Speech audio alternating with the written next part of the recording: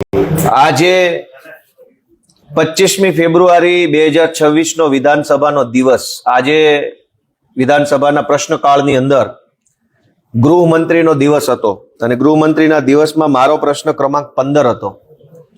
મારો આજે એવો પ્રશ્ન હતો કે સુરેન્દ્રનગર જિલ્લાના થાનગઢ ખાતે 2012માં દલિત સમાજના નિર્દોષ યુવાનો ઉપર ગોળીબાર કરવામાં આવ્યો પોલીસ ઇન્સ્પેક્ટર દ્વારા, અને પોલીસ અત્યાચારમાં દલિત સમાજના કેટલાક યુવાનોનું મૃત્યુ થયું અને ત્યાર પછી સરકારે કહેવાતી SIT બનાવી સીટ, અને ત્યાર પછીથી લઈને આજ દિવસ સુધી 2012 થી લઈને 2026 સુધીમાં દલિત સમાજ ન્યાય માટે ઠેર ઠેર આજીજી કરી રહ્યા છે, પણ ન્યાય મળ્યો નથી.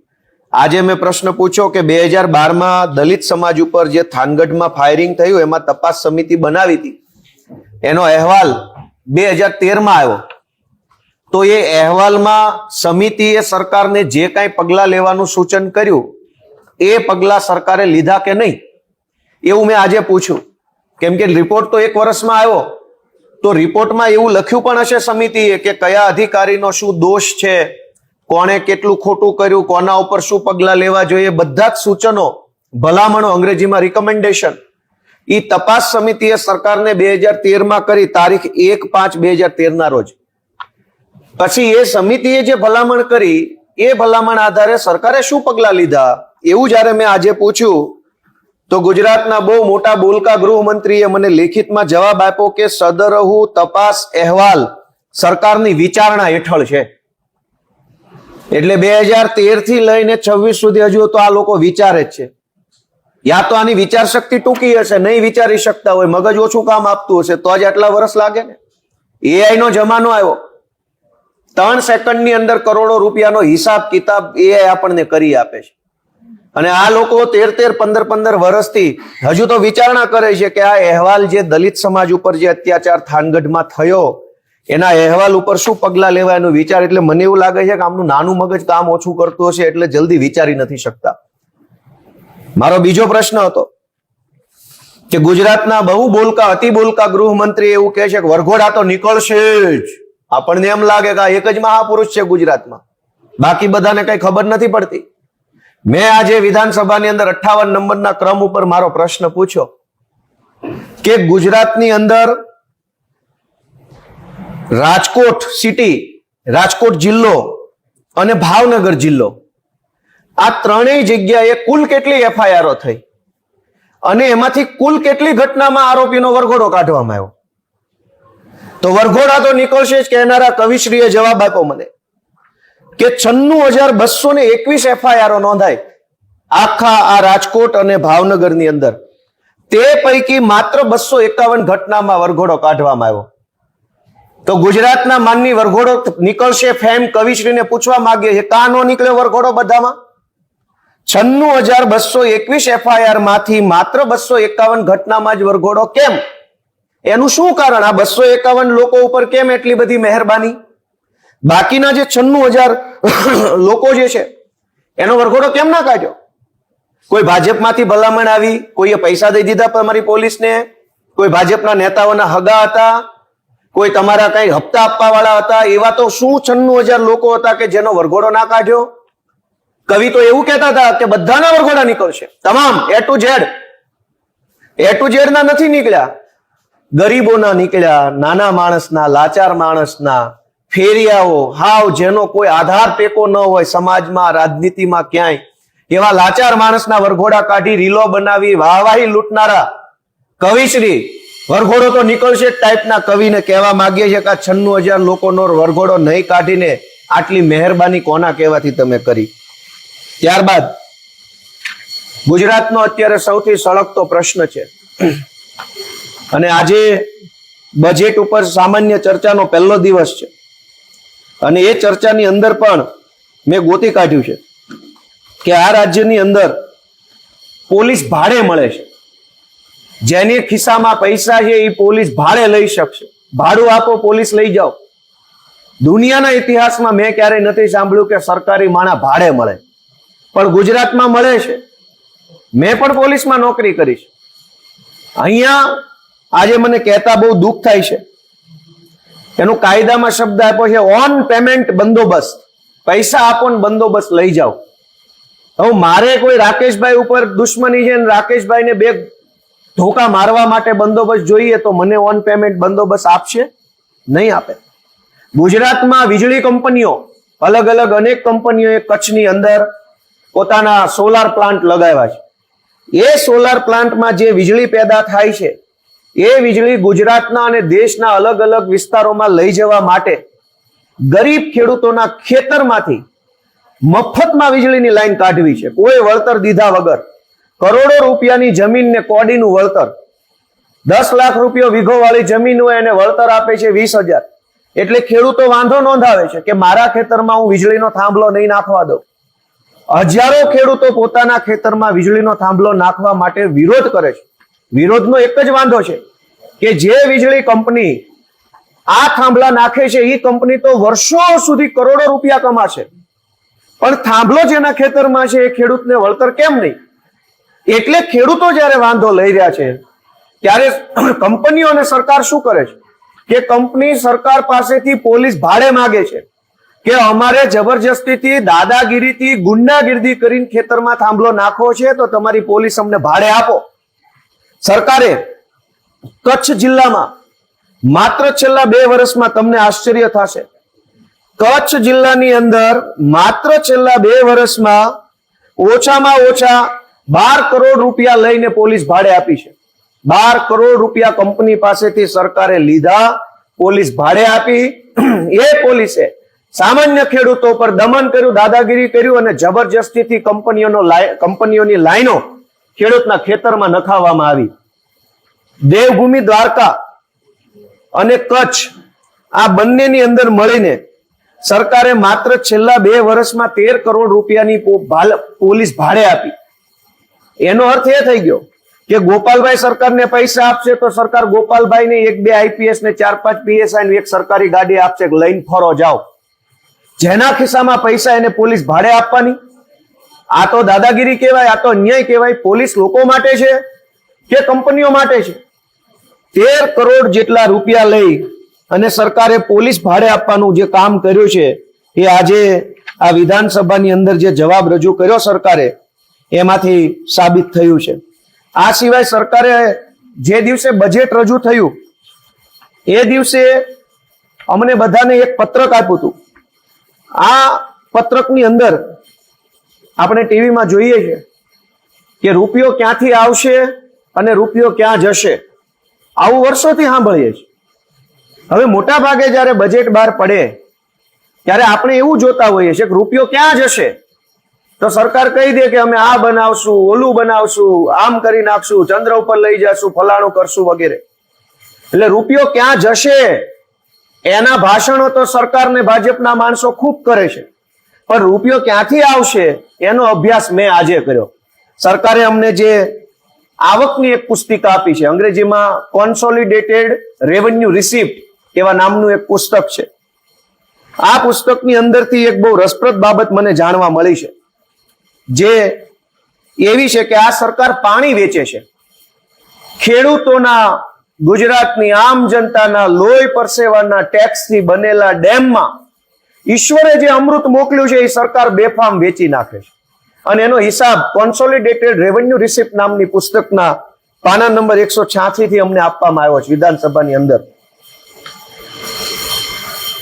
પેજ નંબર 186 માં લખ્યું છે કે હાથમતી જળાશય યોજના જે છે, હાથમતી ડેમ, એમાંથી સરકારને આવક થઈ છે. રિસિપ્ટ, સરકારના પૈસા ક્યાંથી આવશે એનો હિસાબની પુસ્તિકામાં લખ્યું છે કે હાથમતી સિંચાઈ યોજનામાંથી સિંચાઈનું પાણી આપવા બદલ 52 લાખ રૂપિયાની સરકારને આવક થશે ભવિષ્યમાં, આ 2026-27માં. અને અન્ય હેતુના પાણી વેચાણ માટે થઈને 1,70,00,000 આવશે. આ અન્ય હેતુ કેવો આવે? યા તો પાણી પીવા અને ઘર વપરાશમાં હોય, યા તો પાણી ખેતરોને પીવડાવવા માટે હોય. ત્રીજું શું હોય? તો ત્રીજું આવ્યું અન્ય. અન્ય એટલે શું? ભાજપવાળાની ફેક્ટરીને આપ્યું, ભાજપવાળાના વેવાઈના જમાઈના દીકરાના ભત્રીજાની કંપનીને આપ્યું. આ પાણી ગયું ક્યાં? આગળ કે સરકાર પૈસા ક્યાંથી કમાશે? ઉકાઈ સિંચાઈ યોજના, ઉકાઈ સિંચાઈ યોજનામાંથી સિંચાઈ માટેનું પાણી 40 લાખ રૂપિયાનું સરકાર વેચશે. ગૃહ વપરાશ માટે 1 કરોડ રૂપિયાનું પાણી વેચાશે અને અન્ય હેતુ માટે 100 કરોડ 50 લાખ રૂપિયાનું પાણી સરકાર વેચી નાખવાની. તો આ અન્ય એટલે કોણ? સિંચાઈ માટે પાણી 1 કરોડ રૂપિયા પૂરતું જ ફાળવશે. તો અવડો મોટો ઉકાઈ ડેમ જે બન્યો છે એમાંથી સિંચાઈનું પાણી માત્ર 1 કરોડ રૂપિયાનું મળવાનું છે. 100 કરોડ રૂપિયા અન્ય હેતુ માટે પાણી વપરાવાનું છે. ત્યારબાદ મહી જમણા કાંઠાની નહેર, મહી યોજના છે, એમાં સિંચાઈ માટે 41 લાખ રૂપિયાનું પાણી સરકાર વેચશે. ગૃહ વપરાશ માટે 59 કરોડ 83 લાખનું પાણી વેચશે અને અન્ય હેતુ ભાજપના વેવાઈના જમાઈના દીકરાની ફેક્ટરી માટે થઈ 193.92 કરોડ રૂપિયાનું પાણી વેચી નાખવામાં આવશે. એટલે કે ખેડૂતોને 41 લાખનું પાણી મળશે, કંપનીઓને 193 કરોડ રૂપિયા સુધીની રકમનું પાણી વેચી નાખવામાં આવશે. કાકરાપાર આડબંધ નહેર યોજનામાં સિંચાઈ માટે 4 કરોડ રૂપિયાનું પાણી મળશે. ગૃહ વપરાશ માટે 400 કરોડનું પાણી, પણ અન્ય હેતુ ભાજપ વાળાના જમાઈની ફેક્ટરીઓમાં 998 કરોડ રૂપિયાનું પાણી સરકાર વેચવાની છે. આ રીતે કડાણા યોજના, કડાણામાં સિંચાઈ માટે 15 લાખ રૂપિયાનું પાણી મળશે, પણ અન્ય એટલે કે ભાજપના હેતુ માટે 3 કરોડ રૂપિયાનું પાણી સરકાર વેચવાની છે. અન્ય નાની નાની જે કઈ યોજનાઓ હોય છે, જે મોટી યોજના નથી, નાના ડેમ હોય છે, જે સરકારના ચોપડે લાંબુ લિસ્ટ છે, એ તમામ નાના ડેમમાંથી સિંચાઈ માટે 2 કરોડ 71 લાખ રૂપિયાનું પાણી મળશે, જ્યારે અન્ય એટલે કે ભાજપના જમાઈની ફેક્ટરી માટે 155 કરોડ રૂપિયાનું પાણી સરકાર આપશે. આખા ગુજરાતના ડેમો જે છે એનું પાણી ભાજપ વાળા નેતાઓના, ઓળખીતાઓના, હગાઓના ફેક્ટરીઓની અંદર સરકાર કરોડોમાં વેચી મારે છે. એ લેખિતમાં અમને ગૃહની અંદર નાણામંત્રીએ જે દિવસે બજેટ રજૂ થયું તે દિવસે આ ચોપડી આપેલી છે. ચોપડી બહુ મોટી છે, મેં એના કેટલાક પાનાઓ પ્રિન્ટ કરી લીધા છે. મહીની જમણા કાંઠાની નહેરમાંથી સિંચાઈ માટે 41 લાખનું પાણી મળશે, પણ અન્ય હેતુ માટે 193 કરોડ રૂપિયાનું પાણી સરકાર વેચી નાખવાની. ગુજરાતના તમામ જે મોટા મોટા ડેમ છે એ તમામ ડેમ, આમાં નામ પણ લખ્યા છે, એ તમામ ડેમમાંથી કરોડો અબજો રૂપિયાનું, હજારો કરોડો લીટર પાણી ખેડૂતોને સિંચાઈ માટે નથી મળતું, પણ મોટી મોટી કંપનીઓ, ઉદ્યોગપતિઓને પાણીના ભાવે પાણી વેચાય છે. ખેડૂતો વલખા મારે છે કે અમારા ખેતરે પાણી મોકલો, તો ખેડૂતોના ખેતરે પાણીની યોજના આવે છે. સૌની યોજના, સુજલામ સુફલામ યોજના, બોરીબંધ યોજના, ખિસ્સા ભરો યોજના, ખિસ્સા ખાલી કરો યોજના આટલી બધી, પાણીનું એક ટીપું ખેડૂતના ખેતરે આવતું નથી. સરકારે આ નાણાં વિભાગ તરફથી આ પુસ્તિકા જે આપવામાં આવી, એમાં એમનો ભાંડો ખુલ્યો છે કે આ લોકો આવી રીતે નદીઓના પાણી, ડેમના પાણી પોતાના મળતિયાઓને વેચી નાખે છે. એ સિવાય જ્યારે હું અભ્યાસ કરતો હતો બજેટની પુસ્તિકાનો, ત્યારે મને જાણવા મળ્યું, મેં તમને કીધું એમ કે પૈસા વપરાશે ક્યાં, એ તો બધાય ભાજપ વાળા બોલે છે ભાષણમાં, આવશે ક્યાંથી એનો અભ્યાસ આજે મેં પહેલી વખત ગુજરાતમાં મને એવું લાગે છે કર્યો છે. કેમ કે આ લોકો ભાજપ વાળા કહેતા નથી ક્યાંથી આવશે. ગુજરાતની સરકારે અમને કોન્સોલિડેટેડ ફંડ રેવન્યુ રિસિપ્ટ નામની એક પુસ્તિકા આપી છે, જે અંગ્રેજી ગુજરાતીમાં છે. આ સરકારે આપેલી ચોપડી છે. એના પાના નંબર 2 ઉપર લખ્યું છે કે આખા ગુજરાતમાંથી 45,412 કરોડનો વેરો ખંખેરી લેવા માંગે છે સરકાર. આ 2026-27 માં, અને ગયા વર્ષે કેટલો ખંખેરવાનો અંદાજ હતો? 54,218 કરોડ રૂપિયાનો વેરો 2025-26 ના વર્ષમાં ઉઘરાવાનો હતો. તેમાંથી 42,569 કરોડનો વેરો ઉઘરાયો. આવતા વર્ષે 45,000 નો વેરો ઉઘરાવીને રૂપિયા કમાવા માંગે છે. એ વેરા ઉપર 250 કરોડ રૂપિયાનું વ્યાજ સરકાર ઉઘરાવીને પૈસા ભેગા કરવા માંગે છે. એની વ્યાજ ઉપર દંડ 75.50 કરોડનો સરકાર દંડ લે છે. સરકારની કમાણીના રસ્તા જુઓ કે 4 લાખ કરોડનું બજેટ, પણ એ 4 લાખ કરોડ ક્યાંથી આવશે? જનતાનું લોહી ચૂસીને દંડ, વેરો, કર. બીજું કે સરકાર આવતા વર્ષમાં ક્યાંથી પૈસા કમાશે, તો એનો હિસાબ આપ્યો છે કે ખેતીના હેતુ માટે નવી શરતમાંથી જૂની શરત સરકાર જે લોકો કરાવવા જશે એની પ્રીમિયમમાંથી 144 કરોડ રૂપિયા સરકાર ખંખેરી લેશે. જે લોકો જમીન વેચવા જશે અને જમીન વેચવા માટે નવી શરતમાંથી જૂની શરત કરાવશે તો પ્રીમિયમમાંથી 2000 કરોડ રૂપિયા સરકાર ખંખેરી લે. જમીન મારી, માલિક હું, વેચવાની મારે, લેવાની તમારે, અને 2000 કરોડ રૂપિયા દેવાના ભાજપવાળાની જોડીમાં. કરો કલ્યાણ. તમારે જમીન વેચવી હોય તો સરકાર 2000 કરોડ રૂપિયા તમે જે વેચશો એમાંથી પ્રીમિયમ પેટે કમાશે એવું લખીને આપ્યું છે. આ બધો સંભવિત અંદાજ છે. એટલે 2000 કમાય અને 2500 કરોડ કમાય. જમીન માપણી આખા ગુજરાતની અંદર અત્યારે ગંભીર મુદ્દો બનીને આવ્યો છે. હજારો ખેડૂતો જમીન માપણીના કારણે હેરાન થઈ રહ્યા છે. સરકાર જમીન માપણીની જે અરજીઓ થાય છે એમાંથી 50 કરોડ રૂપિયા આવતા વર્ષે કમાશે ને 71 કરોડ રૂપિયા ગયા વર્ષે કમાણા. જમીન માપણીમાંથી પણ કમાઈ લેવું છે. ચૂસી લ્યો ભાઈ, ચૂસાય એટલું. કોણ પૂછવા વાળું છે? બહુ મોટી બહુમતી છે. બીજી વાત કે આ 4 લાખ કરોડ રૂપિયા સરકાર કમાશે ક્યાંથી? તો આમાં પાના નંબર 20 ઉપર લખ્યું છે કે સરકારી પડતર જમીન વેચીને આવતા વર્ષે 352 કરોડ સરકાર કમાશે. ગયા વર્ષે 214 કરોડની જમીન વેચી, એની પહેલાના વર્ષે 302 કરોડની જમીન વેચી, એની પહેલાના વર્ષે 200 કરોડની જમીન વેચી. આ તો બાપ દાદાની પેઢીઓ ખાલી કરી નાખીને વિકાસ કરવાની વાત છે. કયો એવો દીકરો હોય બાપાની જમીનો વેચીને વિકાસ કરે ને? એવા દીકરાને કોણ શાબાશી આપે? 4 લાખ કરોડનું બજેટ પણ જમીનો વેચીને.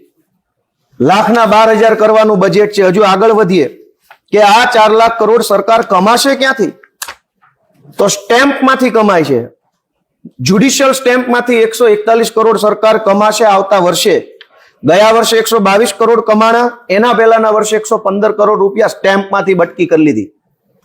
નોન જ્યુડિશિયલ સ્ટેમ્પ આ સૌથી અઘરો વિષય છે કે આપણને કંઈ પણ કરવું હોય તો એમાં સ્ટેમ્પની જરૂર પડે. ગુજરાતની સરકાર આવતા આખા વર્ષમાં 18,283 કરોડ રૂપિયા સ્ટેમ્પમાંથી કમાઈ જશે. ગયા વર્ષે 17,277 કરોડ રૂપિયા સ્ટેમ્પમાંથી કમાણા, એની પહેલાના વર્ષે 14,958 કરોડ રૂપિયા સ્ટેમ્પમાંથી કમાણી કરી લીધી. તમે જાગો તો ટેક્સ, હુવો તો ટેક્સ, સ્ટેમ્પ લો તો ટેક્સ, જમીન વેચો તો ટેક્સ, ન વેચો તોય ટેક્સ, જમીન વગરના હો તોય ટેક્સ. ખાલી ને ખાલી જો કોઈ ટેક્સ ફ્રી કમાણી ગુજરાતમાં વધી હોય તો 2 નંબરના રૂપિયા છે. નીચેથી લાંચ આપો, કોઈ ટેક્સ લાગતો નથી. ઉપર ગયા તો બધું ટેક્સ છે. અને પછી કહેવાનું કે 4 લાખ કરોડ રૂપિયાનું મોટું બજેટ આવે જ લોકોના ખિસ્સા ખાલી કરીને. ત્યારબાદ સૌથી મહત્વનો વિષય કે સરકાર કેવી કાળી કમાણી આપણી પાસેથી કરે છે. સરકાર દારૂમાંથી પૈસા કમાય છે. ગુજરાતની દારૂબંધી હોવા છતાં પણ મને લેખિતમાં આપ્યું છે સિંગલ માલ્ટ એમાંથી 213 કરોડ રૂપિયા કમાય. એમાંય વિભાગ પાડ્યો છે બિયરમાંથી કેટલા, દારૂમાંથી. એટલે વ્યવસ્થિત આંકડો આપ્યો છે. કમાણી કાળી, ઉપરથી દારૂની, પણ આંકડો સાચો. 264 કરોડ રૂપિયા સરકાર આવતું આખું વર્ષ દારૂમાંથી કમાશે. માનનીય ગૃહમંત્રી કહે છે કે અહીંયા તો દારૂ બંધ છે, બધુંય બંધ છે, તો આ કાળી કમાણી ક્યાંથી આવી? અને ગયા વર્ષે કેટલું કમાણા? ગયા વર્ષે 240 કરોડ કમાણા દારૂમાંથી ગુજરાતમાં. એની પહેલાના વર્ષે 200 કરોડ રૂપિયા કમાણા. આવતા વર્ષે 264 કમાણીની આશા એમણે વ્યક્ત કરી છે. એમાં માલ્ટ દારૂ, વિદેશી દારૂ, સ્પિરિટ, આલ્કોહોલ, અફીણ, ગાંજો, ઓહો કાળી કમાણી.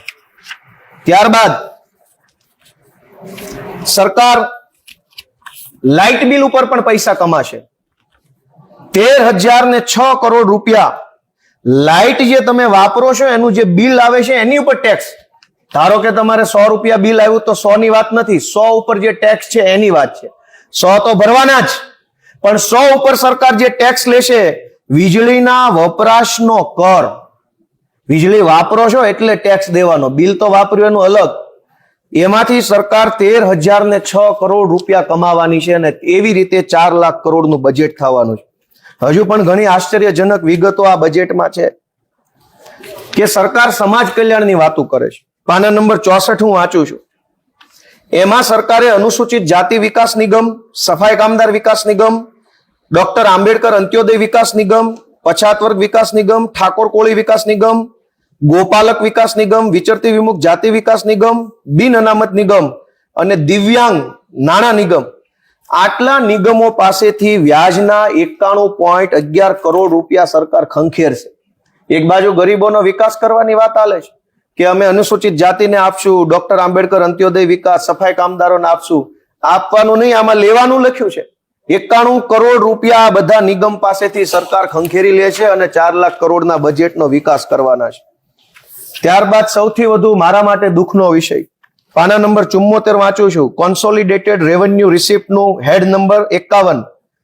જે ગુજરાતના છોકરાઓ જીપીએસસી ની, યુપીએસસી ની કે જીએસએસડબલ્યુ ની, જીએસએસબી આ સરકારી પરીક્ષાઓ જે આપે છે એમાં જે ફોર્મ ભરે છે, એ ફોર્મની જે ફી ભરે છે એમાંથી સરકાર 15 કરોડ રૂપિયા કમાશે અને એવી રીતે 4 લાખ કરોડનું બજેટ બન્યું છે. ગયા વર્ષે કેટલું કમાણા હતા? 27 કરોડ રૂપિયા. દોસ્તો, ગયા વર્ષે 27 કરોડ કમાણા, આવતા વર્ષે 15.42 કરોડ રૂપિયા તો ખાલી જે છોકરા નોકરીનું ફોર્મ ભરવા આવ્યા છે એના ગીજામાંથી કાઢી લેવાની વાત છે. આવી રીતે વિકાસ થાય? જે છોકરા પાસે નોકરી નથી, ફોર્મ ભરવા આવ્યો છે કે મારે મામલતદાર બનવું, પીએસઆઈ બનવું, ફોર્મ ભરવામાં સરકાર 15 લાખ રૂપિયા બટકાવી લેવાની તૈયારી કરી લીધી છે.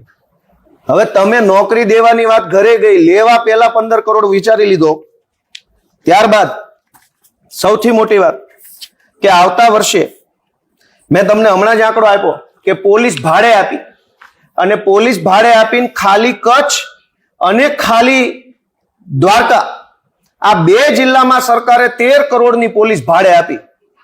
પહેલાના જમાનામાં પોલીસ ખાતાનું બેન્ડ જ ભાડે મળતું. ગમે ત્યાં લગ્ન પ્રસંગ હોય તો પોલીસ બેન્ડને પૈસા ભરો તો વગાડવા આવતા પોલીસના યુનિફોર્મમાં. બીજું કઈ ભાડે મળતું નહીં. હજુ તો પોલીસ ભાડે આપવાનું ચાલુ કર્યું છે. આને આ અને આવા નવા ગૃહમંત્રી રહેશે તો મને એવું લાગે છે કે પીએસઆઈ ને ગામના લગ્નમાં નાચવાય મોકલશે. 2000 રૂપિયા ભાડું લઈને પીએસઆઈ નચાવો હોય તો 2000, એસપી નચાવો હોય તો 10,000. આ ધંધા કરવાના ગુજરાતમાં? પોલીસ ભાડે આપવાની? કાલ ગોપાલભાઈ જેવો કોઈ માણસ આવે મગજ છટકેલું હોય કે મારે એસપી ભાડે લાવવો છે, લગ્નમાં નચાવો છે મારા દીકરાના, યુનિફોર્મ પહેરીને 4 એસપી મોકલો, તરત હર્ષ સંઘવી કહેશે કે 1.5 કરોડ રૂપિયા ડિપોઝિટ ભરો, 3 એસપી નાચવા મોકલી દો. આવું હોય? આ ચોપડીની અંદર સરકારે સ્પષ્ટ લખ્યું છે પાના નંબર 76 ઉપર કે અન્ય પક્ષકારોને પૂરી પાડેલી પોલીસ પેટે, એટલે કે આખા વર્ષમાં પોલીસ ભાડે આપીને સરકાર 880 કરોડ રૂપિયા કમાશે. આ અંદાજ મૂક્યો છે એને. અને ગયા વર્ષે કેટલી કમાણી થયેલી? ગયા વર્ષે 800 કરોડ, એની પહેલાના વર્ષે 669 કરોડ. દર વર્ષે પોલીસ ભાડે આપીને 800 કરોડ રૂપિયાની કમાણી ભાજપની સરકાર કરી રહી છે. અને પછી એમ કે છે અમે 4 લાખ કરોડનું બજેટ લાવ્યા. તમે આ કોને પોલીસ ભાડે આપો છો? 880 કરોડ રૂપિયાનું પોલીસ ભાડે આપશે આવતા આખા વર્ષમાં, એમાંથી કમાણી કરશે. આ પાના નંબર 76 ઉપર લખ્યું છે. અને આવી કમાણી કરીને ગુજરાતનો વિકાસ, ગુજરાતમાં શિક્ષણની શું હાલત છે? પાના નંબર 103 એમાં સરકારે લખ્યું છે કે શિક્ષણ કર પેટે સરકાર 803 કરોડ રૂપિયા વસૂલ છે, જેમાં પ્રાથમિક શિક્ષણ કર પેટે 656 કરોડ રૂપિયા ઉઘરાવશે, માધ્યમિક શિક્ષણ પેટે 29 કરોડ રૂપિયા ઉઘરાવશે, યુનિવર્સિટી અને ઉચ્ચ શિક્ષણ પેટે 69 કરોડ રૂપિયા ઉઘરાવશે. એમ કરીને આખા વર્ષમાં શિક્ષણ આપવાના બદલે શિક્ષણના નામે 803 કરોડ રૂપિયા બટકાવશે અને કહેશે કે વિકાસ થઈ ગયો. અને છેલ્લે 1-2 વાત કે પાના નંબર 111 આરોગ્યની સેવા સરકારે પૂરી પાડી છે એ બદલ દર્દીઓ પાસેથી 1045 કરોડ રૂપિયા સરકાર વસૂલ કરશે. ગયા વર્ષે 950 કરોડ વસૂલ કર્યા, એની પહેલા 302 કરોડ વસૂલ કર્યા. આવતા વર્ષે 1045 કરોડ રૂપિયા આ ગુજરાતની ભાજપની સરકાર દર્દીઓ પાસેથી આરોગ્યની સેવા પેટે ખંખેરી લેવા માંગે છે. અને છેલ્લે કે ખેડૂતોને પણ લૂંટવામાં બાકી રાખવાના નથી, કેમ કે બધાને લૂંટ્યા અને ખેડૂતને જો ભાજપ ન લૂંટે તો અન્યાય ગણાય. બિયારણ વેચાણના નામે સરકાર 11.39 કરોડ રૂપિયા લૂંટી લેશે. ખાતર અને રાસાયણિક ખાતરના વેચાણ પેટે 14.16 કરોડ રૂપિયા સરકાર ખેડૂતો પાસેથી લૂંટી લેશે. અને આવી રીતે છોડનું રક્ષણ, ખેતી ફાર્મ, બિયારણ, ખાતર, દવા, ટ્રેક્ટરના નામે સરકાર 1192 કરોડ રૂપિયાનું ગુચ ખેડૂતોનું મારશે. અને આવી રીતે જીપીએસસી ના નામે, ખેડૂતને બિયારણના નામે, નદીઓના પાણી વેચીને, દારૂ વેચીને, આબરૂ વેચીને ભાજપ વાળાની 4 લાખ કરોડ રૂપિયા કમાય અને ગુજરાતનો વિકાસ કેવો કરશે એનો પણ મેં અભ્યાસ કર્યો. કે આ 4 લાખ કરોડ રૂપિયાનું બજેટ જાહેર થયું એટલે મને એમ થયું કે આ 4 લાખ કરોડ રૂપિયા જનતા પાછળ વપરાઈ જવાના હશે. પણ મેં મોડી રાત સુધી અભ્યાસ કર્યો તો મારે ત્યાં આંખો ખુલી કે આ 4 લાખ કરોડ રૂપિયામાંથી 1,07,000 કરોડ રૂપિયા સીધા સરકારી માણસોના પગાર અને પેન્શનમાં નીકળી જશે. એટલે 4 માંથી વધ્યા 3 લાખ કરોડમાંથી 43,000 કરોડ રૂપિયા સરકારે જે લોન લીધી છે એ લોનના પેમેન્ટ આપવામાં નીકળી જશે. કુલ મળીને આ 4 લાખ કરોડ રૂપિયામાંથી 1,07,000 કરોડ રૂપિયાનું જ સરકાર કેપિટલ એક્સપેન્ડિચર એટલે કે ઇન્ફ્રાસ્ટ્રક્ચર ઊભું કરવા માટે વાપરશે. એટલે કે બજેટ 4 લાખનો, એમાં પગાર 1 લાખનો, લેણું 1 લાખનો, પાછા દેવાના 43,000, જેટલા વધ્યા એટલા કોના દીધા ને કોના લીધા. અને છેલ્લી વાત કે ગુજરાતના મહત્વના 5 વિભાગો છેલ્લા 3 વર્ષથી અંડર પરફોર્મ કરે છે. બહુ ગંભીર વિષય છે કે કૃષિ વિભાગમાં છેલ્લા 3 વર્ષમાં જે કાંઈ બજેટ ફાળવ્યું એ બજેટ 100% વપરાયું નથી. 2023-24 15% ઓછું બજેટ વાપરી શકાયું. સરકારે વાપરવા 100 રૂપિયા આપ્યા કૃષિ વિભાગને, પણ કૃષિ વિભાગ દર 100 એ 15 રૂપિયા ઓછા વાપરી શકે. એટલે કે પૈસા છે, વાપરનારા નથી. કૃષિ વિભાગમાં છેલ્લા 3 વર્ષની એવરેજ જોઈએ તો 12 થી 15% માઇનસમાં વપરાશ થાય છે, ઓછો વપરાશ થાય. પૈસા છે, વાપરાતા નથી. શિક્ષણ વિભાગમાં છેલ્લા 3 વર્ષથી એવરેજ 5 થી 8% માઇનસ વપરાશ છે. ઉર્જા વિભાગમાં છેલ્લા 3 વર્ષથી 20% માઇનસ વપરાશ ચાલે છે. સિંચાઈ વિભાગમાં છેલ્લા 3 વર્ષથી 20% માઇનસ વપરાશ ચાલે છે. સરકાર બજેટ ફાળવી દે છે, પણ એ ફાળવેલું બજેટ પૂરું વપરાતું નથી. આ વખતે સરકારે જાહેર કર્યું કે કૃષિ વિભાગ માટે 24,000 કરોડ રૂપિયા વપરાણા. કેટલા? 16,000 કરોડ રૂપિયા. એ નહીં બોલે, કેમ કે એવું બોલે તો ખુલ્લા પડી જાય એમ છે. ફાળવા મોટા રૂપિયા, વપરાણા કેટલા? તો કે આટલા. એનો અર્થ એવો થયો કે હું મારા દીકરાને 1.5 લાખ કરોડ રૂપિયા વાપરવા આપું અને 20 રૂપિયાનો મસાલો લઈને પાછો આવે એવી વાત છે. તો જયારે હું બોલું કે મારા દીકરા માટે ગોપાલભાઈ ઇટાલિયાએ પોતાના દીકરાને 1.5 લાખ કરોડ રૂપિયા આપ્યા, વાપર્યા કેટલા? તો કે 20 રૂપિયાનો મસાલો, 10 રૂપિયાની પાણીની બોટલ અને 15 રૂપિયા નાસ્તાનો ભાડું, આટલું વાપરીને આવ્યો છે. તો શું મતલબ છે મોટી મોટી જાહેરાતોનો? દરેક વિભાગની એટલી ખરાબ હાલત છે કે આ દરેક વિભાગ પાછળ કરોડો રૂપિયા ફાળવવામાં આવે છે, વપરાતા નથી. શું કામ નથી વપરાતા? તો કે સરકાર પાસે સ્ટાફ જ નથી. સરકારે ખેડૂતો માટે જે પૈસા નાખ્યા બજેટમાં, એ પૈસા કોણ વાપરશે? એ પૈસા સરકારી ઓફિસના માધ્યમથી જનતા પાસે જવાના, પણ સરકારી ઓફિસમાં સાહેબો જ નથી. હવે વિધિની વક્રતા જુઓ. અને ભાજપ વાળાનું નાનું મગજ એમ કામ કરતું બંધ થઈ ગયું છે, કેમ કે 13-14 વર્ષથી થાનગઢના રિપોર્ટ ઉપર હજુ વિચારણા હાલે છે. એક બાજુ સરકારી સ્ટાફ નથી, પણ સરકારી સ્ટાફના પગાર પેટે 1,07,000 કરોડનો ખર્ચો થઈ રહ્યો છે. એનો મતલબ એવો કે ખુરશી ખાલી છે ને પગાર ચાલુ છે. શું કામ? તો કે વિકાસ ચાલુ છે. તો આ બજેટની વાસ્તવિકતા આજે મારે આપના સમક્ષ રજૂ કરવાની હતી. આપ સૌનો ખૂબ ખૂબ આભાર.